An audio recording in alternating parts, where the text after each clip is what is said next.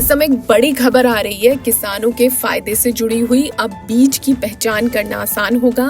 केंद्र सरकार बीज उत्पादन की पूरी प्रोसेस को डिजिटल बना रही है। इसे पूरा करने के लिए सरकार ने साथी पोर्टल बनाया है। साथी का मतलब है seed authentication, traceability and holistic inventory.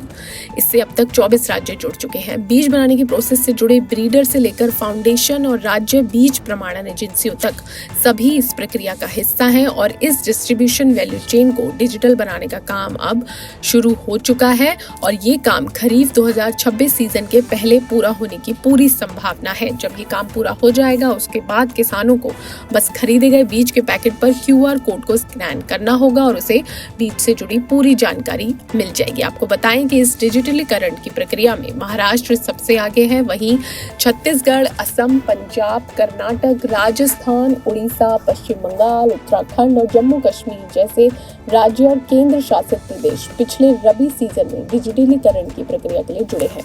अब अन्य राज्य भी इसमें शामिल होने जा रहे हैं और संभावना है कि सिक्किम, बिहार, हरियाणा, मध्य प्रदेश, हिमाचल, झारखंड भी आगामी खरीफ सीजन में इस प्रक्रिया से जुड़ जाएंगे। केंद्र का अनुमान है कि सीजन 2026 से पहले सभी राज्य इस प्रक्रिया में शामिल होंगे। दरअसल सरकार का कोई भी बीज जारी करने के बाद किसानों तक पहुंचने में 3 साल का समय लगता है, लेकिन एक बार ये प्रक्रिया शुरू हो गई तो ये जल्द हो पाएगा और बाजार में बिकने वाले सभी बीज, चाहे वे किस्में कभी भी जारी की गई हो, पोर्टल पर होंगे। इसके लिए सरकार बीज अधिनियम में भी संशोधन करेगी और सभी हितधारकों के लिए साथी पोर्टल पर डेटा भरना अनिवार्य कर दिया जाएगा। तो एक बड़ी खबर है, अच्छी खबर है किसानों के लिए कि उन्हें बीज से जुड़ी सारी जानकारी मिलेगी। इसके लिए सरकार ने साथी पोर्टल बनाया है।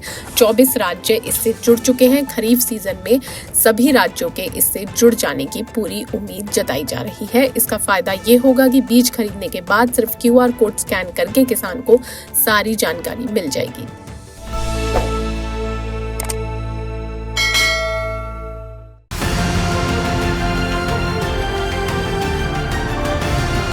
किसान तक, किसान तक, किसान तक, किसान तक, किसान तक, किसान तक, किसान तक, खाना है तो उगाना है, खाना है तो उगाना है, किसान तक, खाना है तो उगाना है, किसान तक, खाना है तो उगाना है।